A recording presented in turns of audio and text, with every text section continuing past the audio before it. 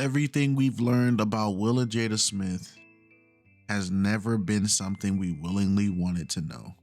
I don't know about you guys, but for some reason, the more I learn about Will Smith, the more I like him less and less. And I already don't like Jada Smith, so it's like, it doesn't even matter anymore. But let's keep it a band, bro. Let's talk about it. There's been an infamous interview from a guy who was an assistant and a friend of Will Smith for the last 40 years. He is named Bilal. He worked with Will as a secretary for about 7 years. He did an interview on the TashaK show. 40 years. Yeah.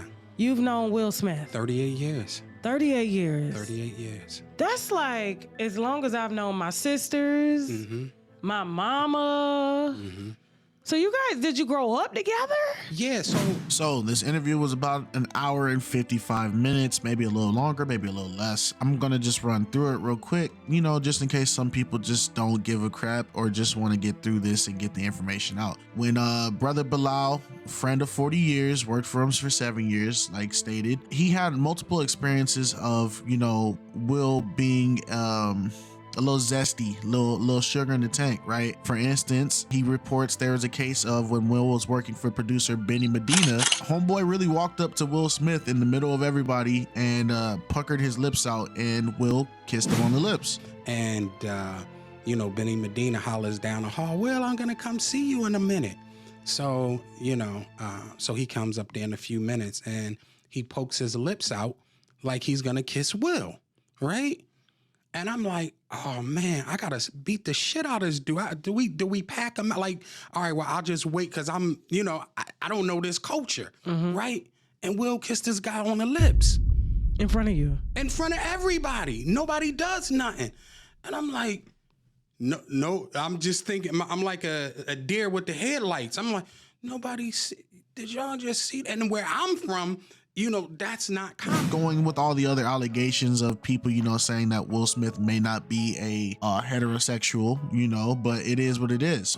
At the end of the day, it's his life. Will Smith was also having relations with Dwayne Martin. Now, Bilal in the interviews goes to state that the reason he found out this the hard way was because one, Will was having him give Martin special treatment, like basically doing everything that he does for Will, he wanted him to do for Dwayne. And this turned into a scenario where they were on set and everybody was asking, where was Will? We need Will. And unfortunately, Bilal walked into the room and saw Will Smith getting destroyed on a couch by Dwayne Martin. So, all right, I open the door to Dwayne's dressing room, and that's when I see Dwayne and having anal sex with Will. Let me process that for a second. Who was on top? It wasn't a top. There was a couch, and Will was bent over on the couch, and Dwayne was standing up, killing him. Murder. It was murder in there. Then it goes on to, he talks a little bit more in the interview about, you know, how Jada got her rise to fame and how slimy and stuff she had to be. And it also understands why Jada seems to be like the most dominant person in the relationship. Cool. We don't really care about the relationship because everybody already knows that Jada and Will are probably the most fictitious relationship ever. Nobody really wants that Will and Jada love anymore, and that's perfectly fine. So anyway, it goes down to, you know, even after all this, when he found out Dwayne was doing all this to him, Will Smith proceeded to tell him like, hey man, we're gonna have to talk about this. You're gonna have to sign some agreements, and I don't want no bad things to happen to you. And when he talks about bad things, he's like, hey man, he brings up references of a man being killed. And he said that, you remember the transsexual, I hope I'm saying it right, who got caught with Eddie Murphy. He said, you know what happened to him, right? I had no idea what happened to the transsexual that got caught in the car with Eddie Murphy. Me either. What happened? So I go home and Google it. They murdered him.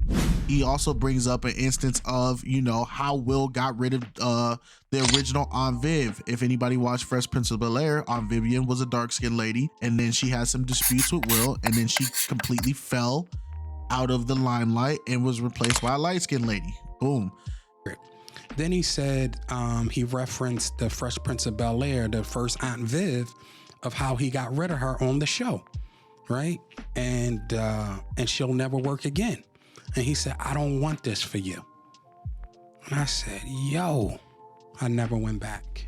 So those type of threats is basically saying like, hey man, if you keep talking about this, then you're gonna go poof. Moving on from that, because that's not even the final skeleton in the closet. Jada basically has been isolating Will from the limelight. All the people that Will Smith could have around him that would be valid people for him to be around, Jada has isolated them. Thus you see in all these things like the red table talk and all this other nonsense that the Smiths do, Will is not really associated with people that you would expect him to be associated with. They all are Jada Pinkett's friends, and Jada Pinkett is probably the head cult leader of that family. You know, Will used to, for his birthday and different events, do these lavish parties and like all that stopped when Jada came in, like start to get control over him.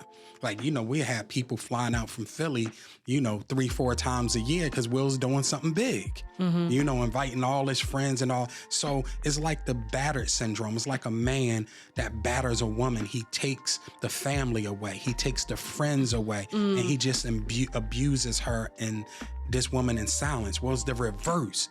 Jada got rid of all his friends. So now, and she got all her people into place. So now, it all started with, you know, them trying to push the Scientology, which we all know Scientology is a cult. It doesn't matter what you say. And them inviting people out to go join their little Scientology church and all this, and just suspicious stuff with that. And said, oh, Jada's having another event at the Celebrity Center, and she wants you to be there. So I said, all right, give me the address, give me all the information. I Google it. Guess what she was trying to get me to come? Where? To a Scientology center. Oh. I said, okay, no, thank you. You can't even make these stories up. You can't even make these stories up. So Will and I end up getting. So the Celebrity Center is called the Scientology Center. Yes.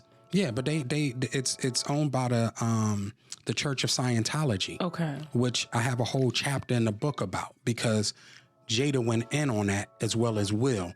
And that was the sickest display of behavior I've ever saw. This interview basically opened up the window of us seeing really how gritty and slimy Jada can really be.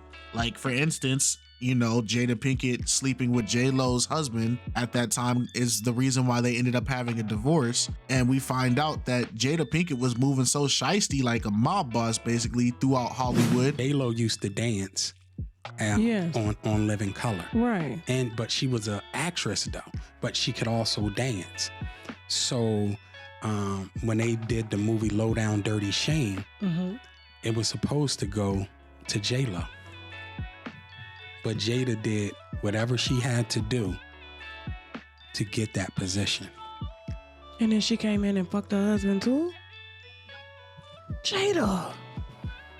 I don't know. I think that's some motherfucking mafia shit right there. Let me go a little bit deeper. If this is true, Jada, that's some mafia shit. Not only was she like smashing this lady's husband on set, she was smashing this lady's husband off set. Will Smith even walked in on her getting pounded out on the couch in his own house, which actually in turn caused Will Smith to beat Jada to the point where she needed surgery and they had to build a hospital inside their house, which is also another thing of, if the Smiths are your favorite family, then you probably need to do some self-reflecting. He beat her so bad that she needed facial reconstruction surgery and she had to go into isolation for so many months. Now, if you look at Jada Pinkett and you look at this time where she went to her hiatus till now, you can tell there has been some type of work done, like maybe for the better, you know, maybe for the worse, but either way, the fact that Will Smith even assaulted her is just a testament of the type of person he is. But then again, she is an evil person and he is an evil person, so evil does what evil does. In court, Jada fucking Mark Anthony on the couch at their home, right? And this devastated Will, right? I even had a conversation when Will wanted to kill herself, right? Not over no pussy? Yeah, well, Jada has over him. Will lost it and beat the shit out of Jada. I mean, beat the dog shit out of her.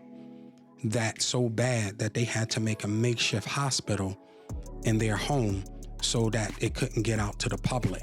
So that pain of Will seeing Jada fucking Mark Anthony on their couch in their home, right? Because he know they were already fucking on the set. This is fact.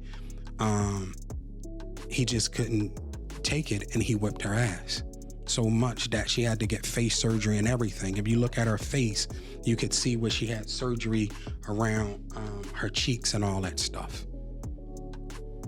So Will don't want that to get out there. This is another thing. How did you find out about it? I talked to Will. Will was a basket case. Will was a damn basket case. At the end of the day, there's no reason to put your hands on a woman. There's no reason for you as a man to hit a woman, and there's no reason for a woman to put her hands on a man. At the end of the day, keep your hands to yourself. But anyway, it goes to all these things of the sabotage, the blackmail. Will basically is just a puppet, and Jada is the head honcho because Will had to have Jada. He's just a beaten, scorned man. So he won't divorce her because he's afraid that she's going to ruin his career. Of course. I mean, I've kind of always known that. Like, he's just, everything. Let me just keep her happy and quiet. Yes, let me just keep her happy and quiet. I don't want people to know, I'm bisexual. I don't want people to know that I'm a fucking woman beater, and there's some other things too. But because see, like stop following your celebrities. Stop, glorifying your celebrities. The problem is when we put these celebrities to like such a high standard, we tend to forget that these celebrities can be either good people or bad people. But when we put them to the standard of perfection, or this is the standard in the way that we are supposed to be, this is how our marriages are supposed to be, this is how our families are supposed to be, we leave ourselves susceptible to the fact that these people could actually just be the worst human beings ever.